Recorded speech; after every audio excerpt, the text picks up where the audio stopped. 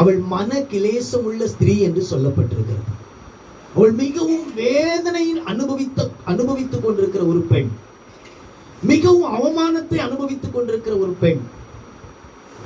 மனுஷ வார்த்தையினால இருதயம் வேதனைப்பட்டு, இனி எனக்கு அந்த ஆசீர்வாதம் என் வாழ்க்கையில இனி வரவே வாய்ப்பே இல்லை என்கிற ஒரு தக்க நிலையில அவன் வேதனைப்பட்டு, மனுஷனுடைய வார்த்தையினால நிந்திக்கப்பட்டு, கவலையோடு கஷ்டத்தோடு வேதனையோடு எங்க போய் இருக்கிறான்? தேவாலயத்துல போய் இருக்கிறான். அல்லேலூயா. காரணம், அவளுடைய கற்பம் அடைக்கப்பட்டு இருந்தது. அவளால் ஒரு குழந்தையை பெற்று தன்னுடைய புருஷனுக்கு கொடுக்க முடியல. அல்லேலூயா. எவ்வளவு பெரிய நிந்தை பாருங்க. இன்னைக்கு மேரேஜ் முடிஞ்ச உடனே ஒரு சில மாதங்களிலே கேட்க ஆரம்பிச்சிருவாங்க. ஏதாவது விசேஷம் உண்டா, விசேஷம் இருக்குதா, அப்படி கேட்க ஆரம்பிச்சிருவாங்க.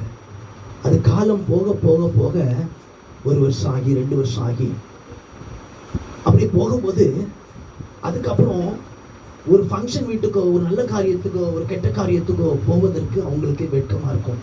கேட்டுருவாங்களோ, அடுத்தது ஏதாவது கேட்டுருவாங்களோ, அதை எப்படி பதில் சொல்ல? அல்லேலூயா சொல்லுங்க.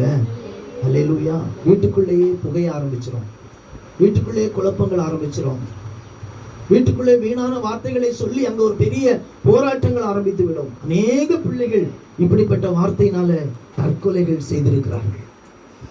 குழந்தை இல்லாததுனால, வீட்டுக்குள்ள நடக்கிற பிரச்சனையினால, வார்த்தையினால அநேகர் மரித்து போயிருக்கிறார்கள். தன்னையே மாண்டு ஜீவனை விட்டு இருக்கிறாங்க. இப்படிப்பட்ட கட்டத்தில், இப்படிப்பட்ட சூழ்நிலையில தான் அன்னாள் வாழ்ந்து வந்தாள். அல்லேலூயா. அவளுடைய புருஷன் பேர் எல்கானா. இந்த எல்கானாக்கு இன்னொரு மனைவி இருந்தார். அந்த மனைவிக்கு அநேக பிள்ளைகள் இருந்தது. ஆனா இவளுக்கோ குழந்தை இல்லை. அல்லேலூயா. இவள் அவர்களை விட எல்கானா இவளை ரெட்டிப்பாக நேசித்தான். எவ்வளவு புருஷன் நேசித்த போதிலும் அந்த நேசம் அவளுடைய இருதயத்தை ஆறுதல் படுத்தல. அல்லேலூயா. உண்மையாகவே அவர்களுக்கு கொடுப்பதை விட ரெட்டிப்பாக அன்னாளுக்கு கொடுத்து நேசித்தான். ஆனா அந்த அன்பு, அது அவளை ஆறுதல் படுத்த முடியல, அது அவளை திருப்திப்படுத்த முடியல. அவளுக்கு ஒரே ஒரு எண்ணம், எனக்கு ஒரே ஒரு குழந்தை இருந்தா நான் எவ்வளவு ஆறுதலா இருப்பேன், எவ்வளவு சமாதானமா இருப்பேன்.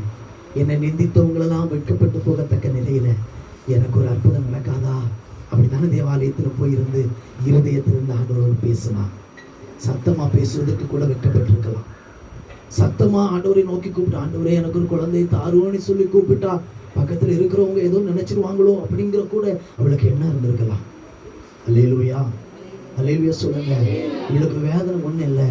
அவளுக்கு அவளுடைய அவளுடைய சக்களத்தை இன்னொரு பெண் இருக்கிறாளே வீட்டில், அவள் மூலமாக ஒவ்வொரு நாளும் ஒவ்வொரு தடவையும் ஆலயத்துக்கு வரும்போது இப்படிப்பட்ட வார்த்தைகளை சொல்லி அவள் வேதனைப்படுத்தினாலாம். அதனால அநேக நாள் சாப்பிட மனம் இல்லாமல் இருந்தாலாம். அல்லேலூயா. அல்லேலூயா.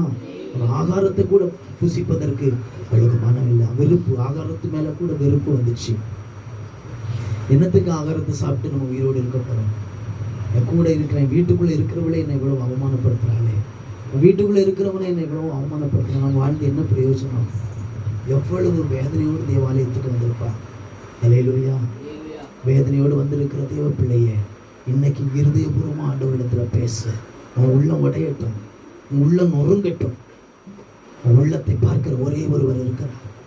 உன் பிரச்சனை பெருசோ சின்னதோ எதுவா இருக்கட்டும், உன்னை விசாரிக்க கூட நபர்கள் இல்லாமல் இருக்கலாம். நீ எப்படி இருக்கிற, உனக்கு உன்னுடைய சரீரம் எப்படி இருக்குது, உன்னுடைய வாழ்க்கை எப்படி ஓடிக்கொண்டிருக்குது, ஒண்ணுமே கேட்பதற்கு குடும்பங்கள் இருந்தும், சொந்தங்கள் இருந்தும், உறவுகள் இருந்தும், நண்பர்கள் இருந்தும், விசாரிப்பற்ற சீயோனை போல ஒரு அனுபவத்துல ஒரு அனாதையை போல வேதனையோடு வாழ்ந்து கொண்டிருக்கிற நீங்கள் யாரா இருந்தாலும் சரி, உங்களுடைய இருதயத்தை ஒருவர் பார்த்து கொண்டிருக்கிறார். அல்லேலூயா. உங்கள் இருதய நினைவுகளை கர்த்தர் பார்த்து கொண்டிருக்கிறார். அதனாலதான் அன்னாள் தேவாலயத்துக்கு ஓடிப்போனார். அதனாலதான் உங்களிடத்துல நான் சொல்றது, அடிக்கடி உங்களுக்கு ஆலோசனையா சொல்லு, தேவாலயத்துக்கு ஓடிவாங்க, தேவாலயத்துக்கு வந்துருங்க. ஆண்டவருடைய ஆராதிக்கிற நேரத்துல தேவாலயத்துக்கு முன்னுக்கு வந்துருங்க. உங்க இருதயத்துல இருக்கிறத ஆண்டவர் பாதத்துல கொட்டிருங்க. அழுங்க, புலம்புங்க. ஒரு மனுஷனுடைய முகத்தை பார்த்து நம்ம அழுதா நாளைக்கு அவங்க பரிகாசம் பண்ணுவாங்க. இன்னைக்கு ஐயோ நமக்கு நேருக்கு நேரம் ஐயோ அப்படி ஆயிடுச்சேன்னு சொல்லுவாங்க.